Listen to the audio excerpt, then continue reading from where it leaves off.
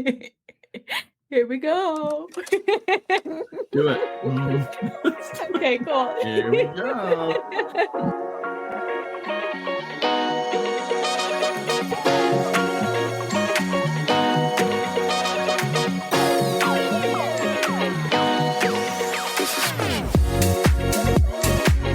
Hello, Coffiners! Welcome back to another episode of Coffin Talkin', where we unravel the mysteries, embrace the peculiar, and find humor in the unconventional world of funerals and death. I'm Holly. I'm here with Frank, our resident mortician. Hi, Holly. Hi. How are you? I'm good. Good. How are you? I'm doing fine. I think I'm kind of on the downside of a cough or a cold that I've had the last couple of days. And so, oh my gosh. Yeah, it's really good. And I understand you've been struggling with the same. Yes, I've had a crazy cold the past week and finally spread to Caden. So he's infected now. And we've just had a roll of toilet paper, free toilet paper floating throughout the house. Wow. For whenever we need to blow our nose, you'll find tissues all over. Nice. Man, Nice. yeah. So I'm very excited to be done. I think I'm on the downtick of it too, where I'm Good. just tired.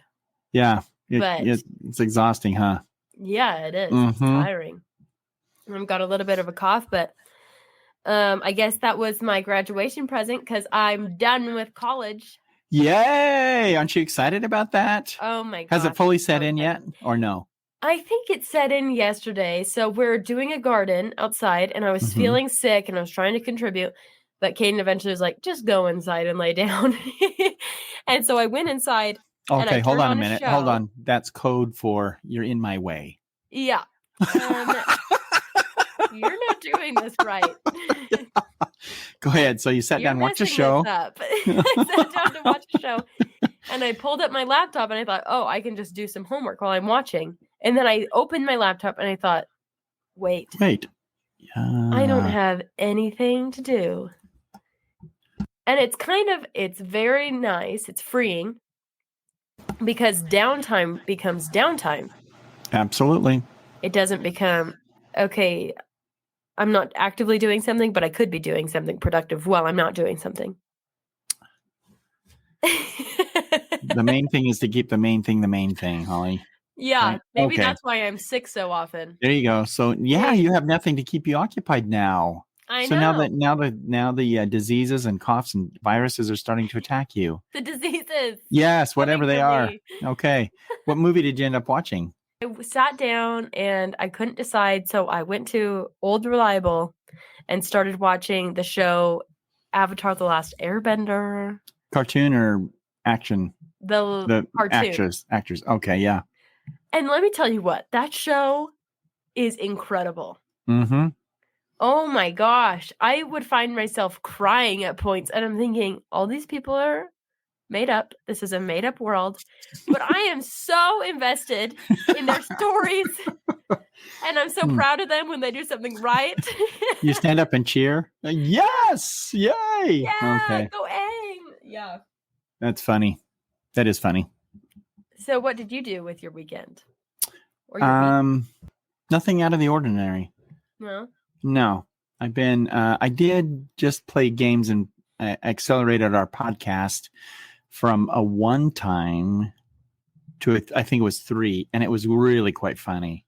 Oh my gosh, it was funny. What do you mean? With the playback, you can do it at normal speed, or you can speed it up to three times the speed. It was funny. Oh wow, I sound like a chipmunk. My gosh. I sound like a chipmunk when I'm laughing. So it was all good. Oh my it was gosh. all good. Yeah, so I just thought I'd have fun with that, and that was about the extent of my week. So worried a little bit about my brother because he had an operation, and so I was worried about him, and so everything seems to be doing well. He's back to work, unfortunately. Oh, okay. Which blows my mind, but yeah, other than that, everything's fine. Everything's He's going another good. one that his downtime, I feel like he feels he needs to be productive in downtime. Doing something. Always doing something. He can't be. He doesn't sit idle too long. If you're listening now, take a seat, pull up your favorite snack, Close your eyes. Because it's time to be frank. Oh my gosh, Holly, I am so excited about this one. I shouldn't say really excited about this story, but it is interesting the way it transpired and went. And I think your preliminary or precursory talk of the airbender reminded me specifically of something else that occurred during the same episode that we'll share. Oh gosh. So I think most of you that would remember last week's or whenever we did the Fona funeral with my falling into graves, I do want you to know that there is a college in the Netherlands that has what's called a purification grave. Now, I'm just setting the name out there for you, Holly. What do you think a purification grave is? And again, remember, this is in the Netherlands. Is that important? It is, because I don't think it'll ever happen here. The Netherlands are kind of for kooky people. Hey, you got to watch out. We have listeners everywhere, Dad. Okay, got it. We love the Netherlands. Yes, we do. I'm guessing it's some sort of symbolic ritual, something that you step into a grave. In your case, you fall into the grave, and I don't know, maybe you'd climb out and you're cleansed of something. I don't know. So the purification grave in the Netherlands is actually a hole that has been dug. So it is a grave. There's steps that are earth hewn going into the grave. There's a blanket that's laid on the base of the grave, and you can lay down and stare up. And the purpose of it is to allow you to remember your mortality, and that is eventually where you will be, where you will end up.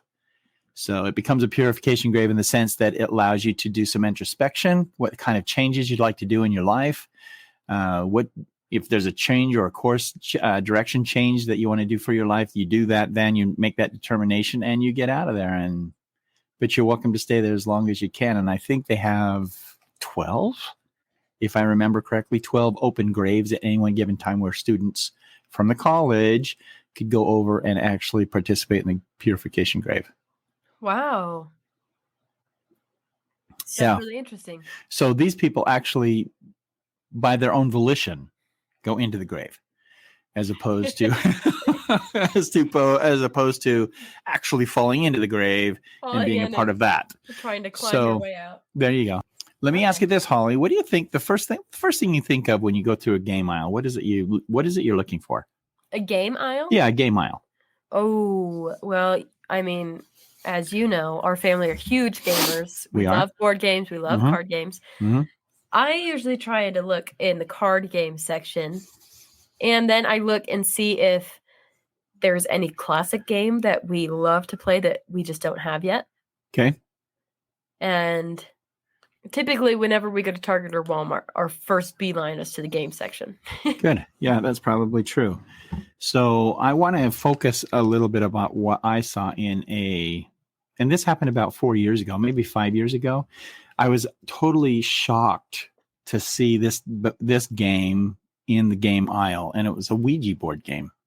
Oh. Do you can see those in game aisles now, right? As you go down a game aisle, you see them. Do you ever take a second look and say, "What the world? Why is that a game?" I think it's weird that it's classified as a game, because I mean, I put a lot of weight behind Ouija boards, and I would never participate in one just because, I don't know, just by all your stories, I don't want to invite anything. Okay. And it seems sometimes they can definitely be invited. Sometimes it's harmless, but yeah, I wouldn't take the risk. So I think what you've just said is probably true. I guess they can be harmless, but they can definitely be used in the wrong way as well. So the story I want to tell you about today involves a Ouija board. Spooky. And I had a young lady come into the mortuary totally distraught, almost in an anger that her father was passing away, or at the time that he was passing away, she was not allowed to go in and see him. So what she would do is she would camp outside the hospital in the parking lot and would sit and stare at his room. Oh. So she did that night after night after night for 3.5 weeks. 3.5 weeks? 3.5 weeks. Why And didn't then you just visit in his room? Couldn't you stay overnight? What's that? No, this was during the time of the C virus, the COVID virus. Oh, COVID. And yes, and so she was not allowed to go in.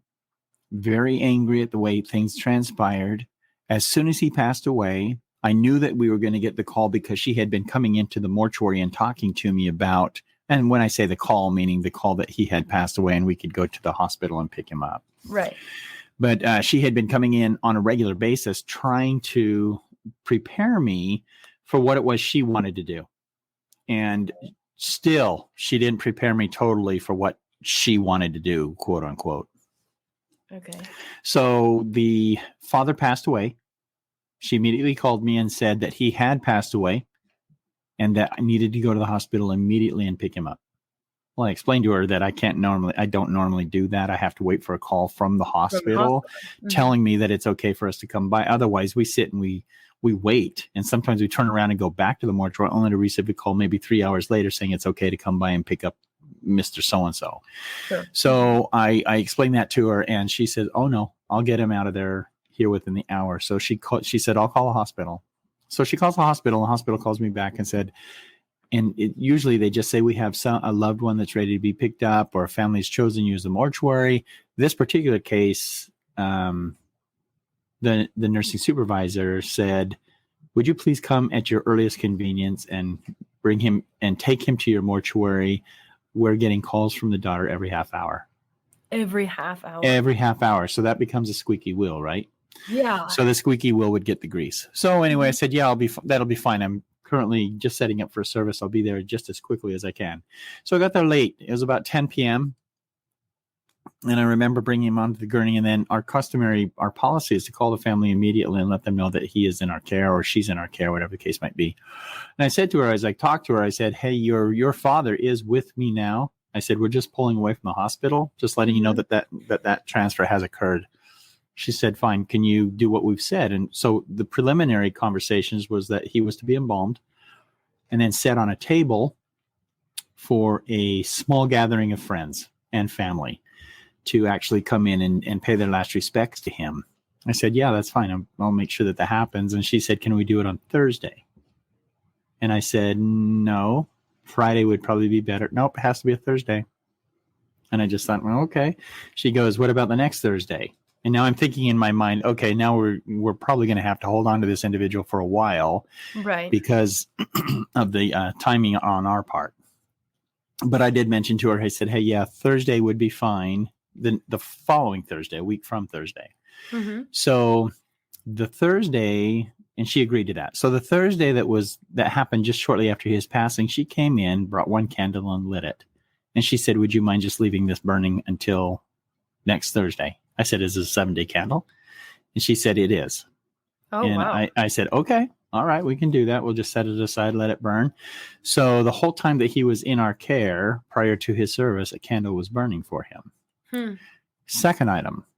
So the night of the viewing comes in. He's dressed. He's on a table. And he's got his hands over his waist like normal. And there are only 7 people. And the 7 people are all women.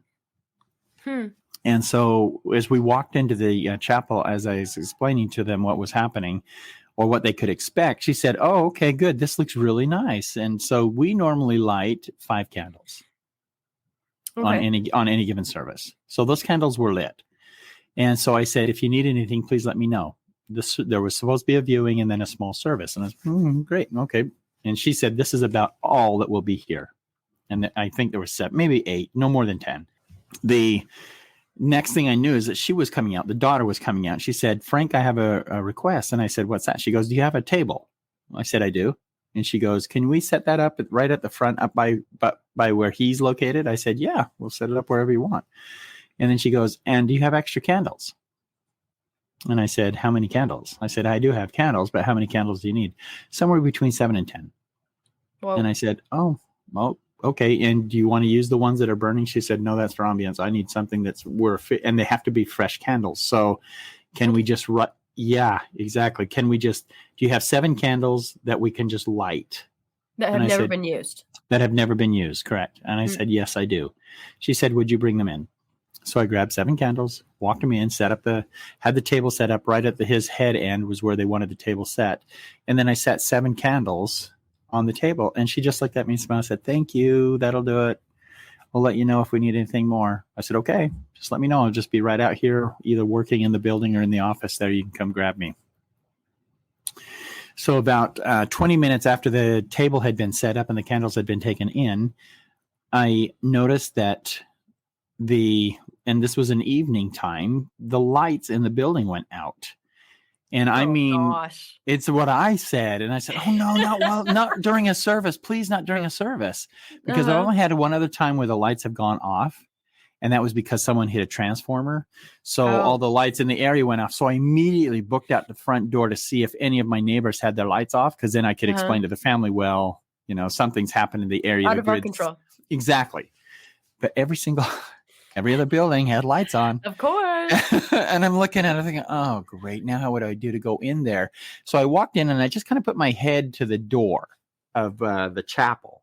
And I could hear, because sometimes when people are having services, you can hear people saying, "Our Father who art in heaven, hallowed be thy name, thy kingdom come, thy will be done." And they're reciting the Lord's Prayer. Sure. So I just put my head to the door and they were reciting something. I didn't recognize the chant, but I just figured it was a religious thing. Mm-hmm. And so I just, no one was screaming. No one was having an adverse effect to the lights being out. And like it was expected. Like what? Like it was expected. Like it was kind of expected, yeah. And so I just kind of sat in the chair now because the lights are still out. So I sat in the chair in case someone screamed. And now it's getting close to 8 p.m. And here it started to get dark at 6. So now it's really dark. Yeah, now we're 2 hours into evening. And it is really dark. And I'm just thinking to myself, why haven't these guys made any comments, about the lights being out? Because I could look through the crack of the door and I could see people still sitting in their chairs, but the room was completely dark, except for the candles. Oh. Now I'm wondering, is that why they wanted the candles? Did they know that the lights would be going out? And so all the lights were out in the whole building. Because I went through the entire building because you can go back ways through all the building and see what was going on. Yeah. But all the lights were out. The candles were still lit. And I just thought, oh my gosh, this is the oddest thing I've ever seen. Did you try to like turn the lights off and on? And no, because they're all inside the room. And so I didn't want to disturb them. But I could tell that my lights were out. I tried my lights where I was at. Yeah. So I tried turning them on and off, and they were not coming on. Like the generator? Is that what it is? It's not. I don't have a generator. What's the term? The big switch in the middle box. Oh, the fuse. The fuse. Yeah, the fuses. Yeah. And I did check the fuses. No fuse had been blown. Oh. There was nothing. And because I could, you can click them back and forth. If I've missed something, I'm still going to click them to see if they'll kick on. Yeah. Nothing was kicking on. And so my thoughts immediately began to wander into the room. And so I put my head just a little closer to the room or to the door so I could hear what was being said. And I couldn't understand a word anyone was saying. And so I just thought to myself, well, something's happening right now. Maybe that is it part of the service? Did they want the lights to go out? What is happening here? And so finally the conversation or the chanting, whatever it was, stopped in the room. And one of the doors opened up and it was the daughter. Now, if you want to think back to, I think it was Josh's story. No. About the black eye. The eyes? Yes. Her eyes were completely black. Not the sclera, not the white of the eye, but the entire pupil and iris was completely black. And I just chalked that up to what? When it's dark, your eyes are dilating, right? Uh-huh. So, but then as I think back, there's no way that eye would have been that dilated.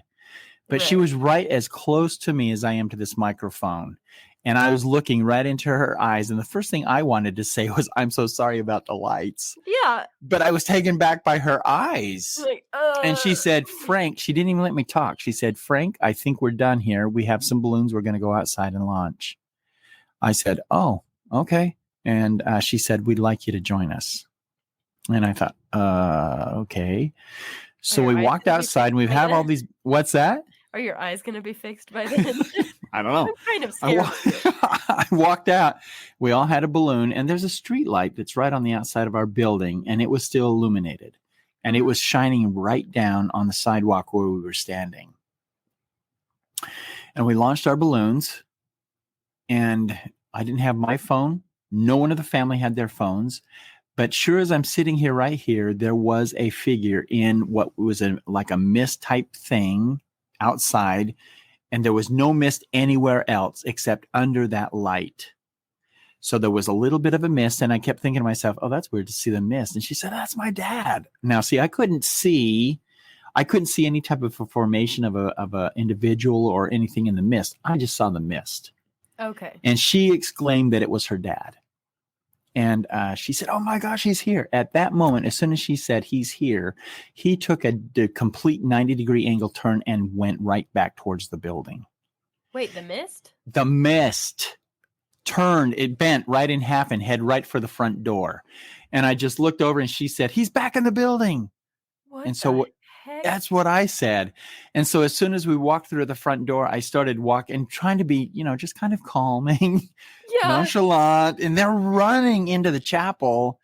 And now I have to say this, when she came out, I could see in the chapel, everything seemed to still be in its proper order.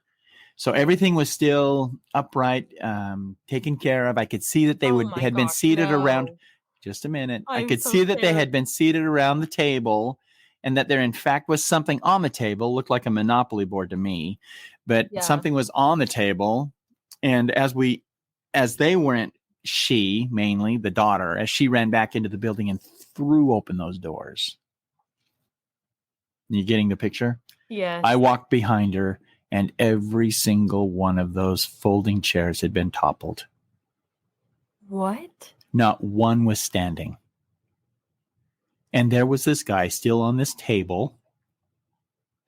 And we were just looking at each other, she and me. And then the rest of them had joined us. And you know what? No one was surprised. They just looked at me and said, oh, he's been here. Yeah, and I just thought, angry. Yeah, that's what I was thinking. And then so I walked over to the board and I looked at her and I said, so are you okay if we continue with the cremation tomorrow? Are we done here tonight?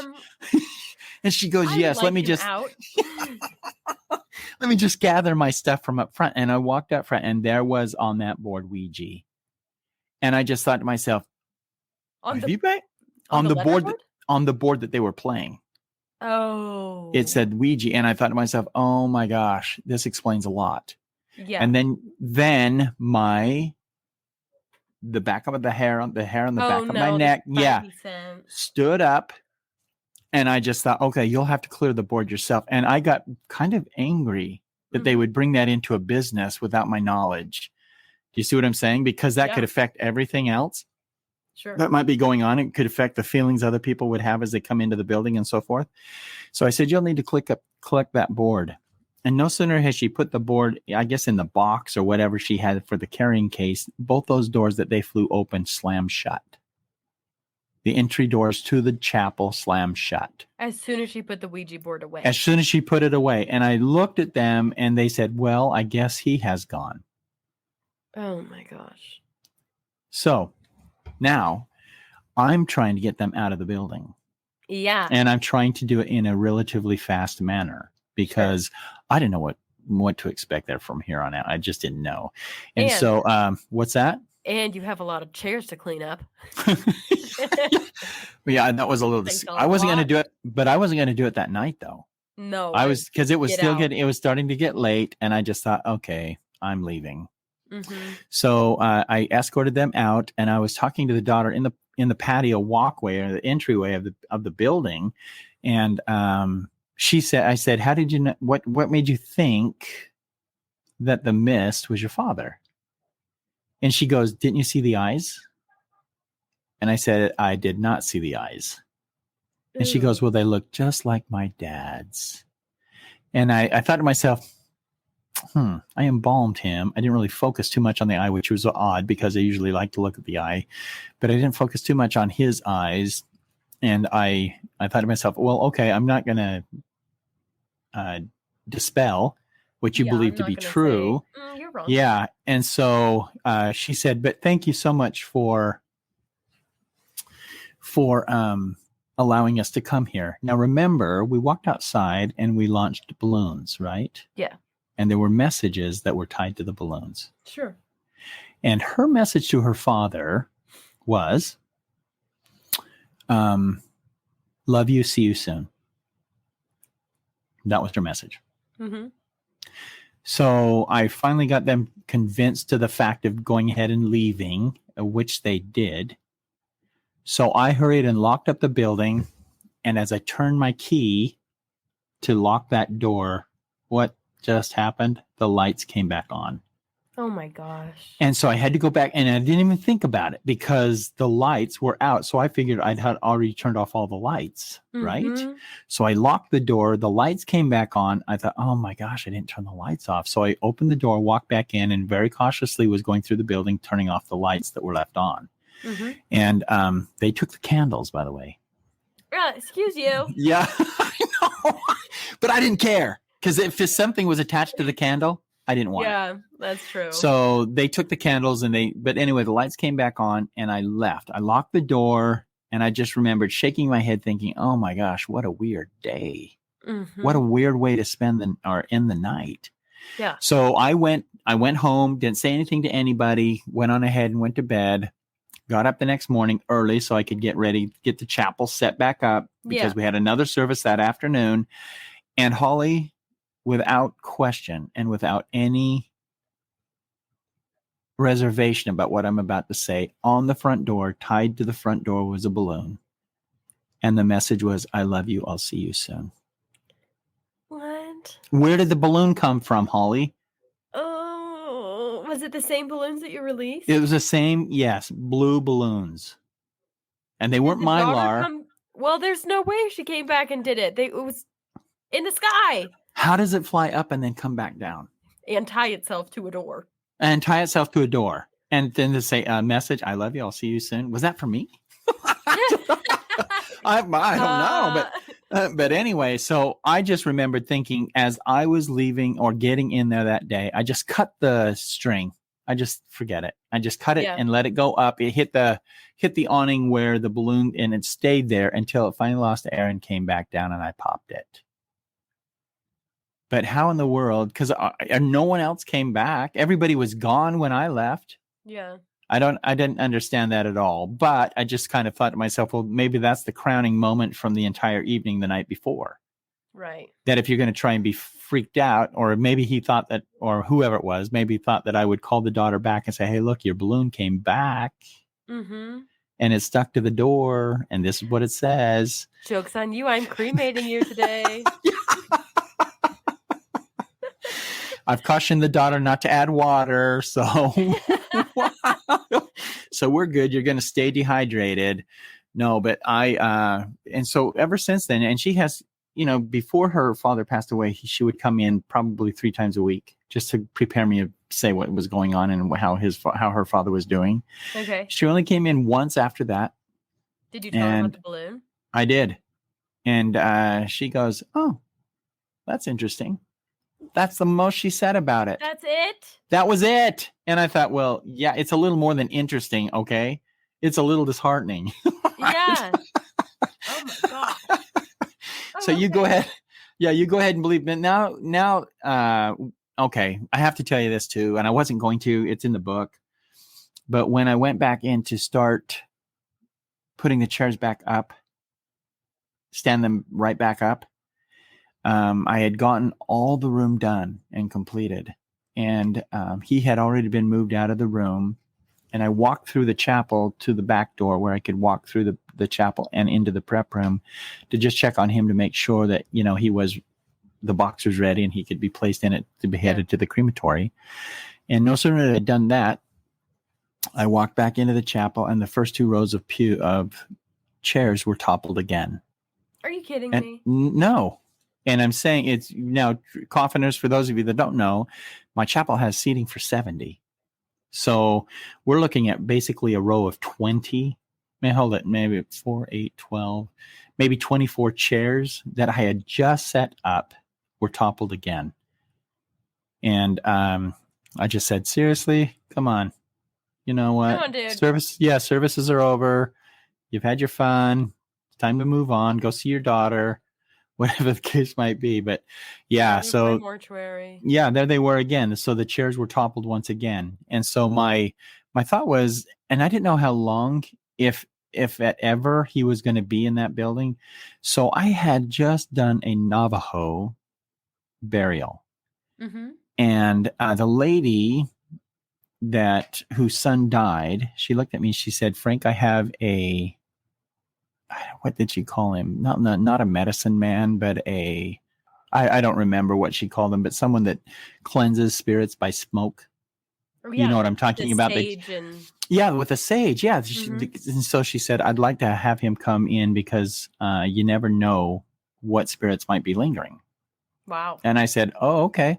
I didn't think anything of it. But as soon as I had set up those chairs and saw the second row of chairs down, I called her and I said, hey, what does your friend charge to come in and just do a simple cleansing? I said, maybe it might be a good thing to be done. Mm-hmm. So he came in. Building, I guess, smelled great. I don't know, but because of the sage and stuff. But when he walked in, he made an interesting comment. He said, there is a presence here. And I don't ever really put much stock in that, only because we're a mortuary. Of course. And so if you're going to tell me there's a presence here, well, tell me something new. Right. Tell me that if you tell me there's no presence here, then I may question or have a little bit of concern. But he went through and he did his Navajo chant, which was very beautiful, by the way. And his waving of that sage or the burning, I guess sage is the best way of putting it. I think it was a little bit more than sage, but through every building. And he spent a lot of time in the chapel. And then he was done. And so I was grateful for that. And I hadn't felt that experience since then. But the only thing I can liken it to is going back to the Ouija board and saying that they were probably incanting something through their chants, because I didn't listen to the chant. I didn't really know what it was until I focused on the chant and I couldn't understand what they were saying. So I don't know if that was the entire time throughout the entire process, or if it was just that particular moment when I decided to listen that I couldn't understand. And so very interesting. I know that and this is just not a voice of warning or anything like that, but I just would caution parents, if kids want to buy a Ouija board as a game board, I think it can be used it can have dual purposes. And I guess that there is maybe a game that's built around it. I've never played it. And whenever I think of Ouija, I don't think of it as a game. And so if you have one in your home, maybe take a second look as to whether or not you really want one in your home. But now whenever I hear anyone say, oh my gosh, we did a fun game with a Ouija board last night, I just automatically go to this experience. Yeah. And I think, well, geez, maybe that's why we're having all the ills in the world, is because people are, through the incantations, bringing individuals in from another world, or making them more powerful or more physical than what they really should be.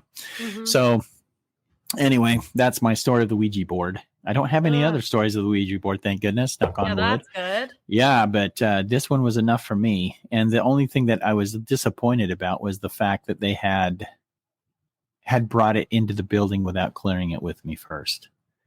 And I guess they probably would have known that I would probably have said no. It's probably not a good thing to bring in. I'm sure. But anyway, that's that story of the Ouija.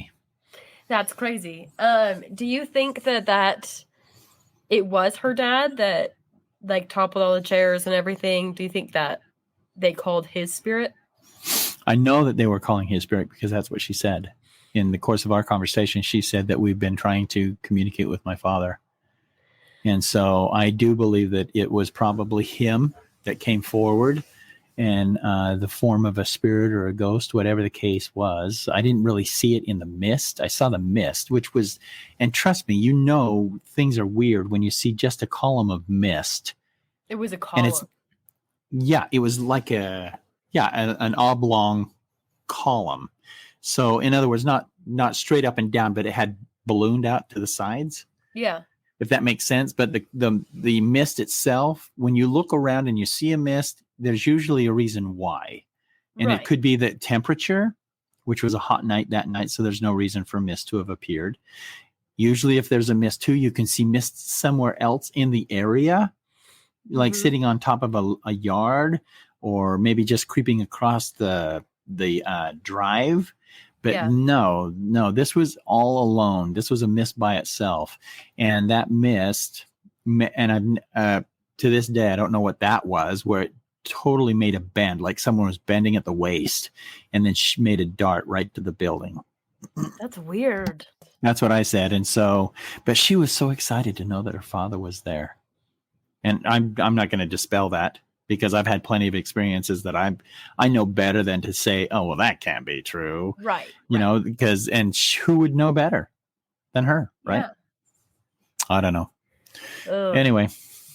I just wonder if, because we've talked before about how there are definitely evil things out there that you can call and you can allow to hang around you, I guess, if you give them power. So I wonder if using Ouija boards, sometimes like they will impersonate someone. I don't know anything about them. I don't know. So I don't know. Maybe it would. Maybe it gives them that power to actually do that. Or the scarier thing would be that you've brought something that you thought was your father, but was not. Exactly. Yeah. Yeah. Something a little more devious. I don't know. Sinister. Yeah. Anyway, so that for me is today's story. However, before we end, Holly, I have to say, Mallory, I hope this lives up. Mallory, I hope this lives up to your standard. There's plenty more coming, and you know who you are. Yes, Dad met a coffiner who goes by Mallory. She's a huge fan, apparently. So it was great to see her and talk with her and get to know her a little bit better. But yeah, so Mallory, that one was for you. It's a shout out. Yeah, sleep well. Pleasant dreams, Mallory. Sleep tight. So coffiners know. I think Mallory had mentioned that she goes to sleep listening to Coffin Talking, which is odd to me, but that's her, and that's what she enjoys doing. So pleasant dreams, Mallory. Maybe your voice is just soothing. There. Oh, Holly. Oh, that's what it is. Nice. Holly, it is so good to be with you today. Oh, wow. Wow. Yeah, I don't know if talking like that about a Ouija board really fits. Yeah, no. Yeah. Anyway, any other comments on that one at all, Holly? No, I don't think so. I'm glad that that's your only experience with Ouija boards, because I have to knock on wood. It can be a tricky situation, I'm sure, to get into. Yeah. So hopefully we're clear on that one. I didn't bring anyone home, so yeah, I hope that's a good thing. Yeah, me too. But I would love to hear from our coffiners if they have experience with Ouija boards. Oh yeah, that would be interesting too. If you have any weird stories, please send them to us at letsbefrank@coffintalking.com or connect with us on Instagram at coffintalking. But thanks for listening again, joining with us, and we'll talk with you next week. Have a great evening. Bye, coffiners. Appreciate you. Bye.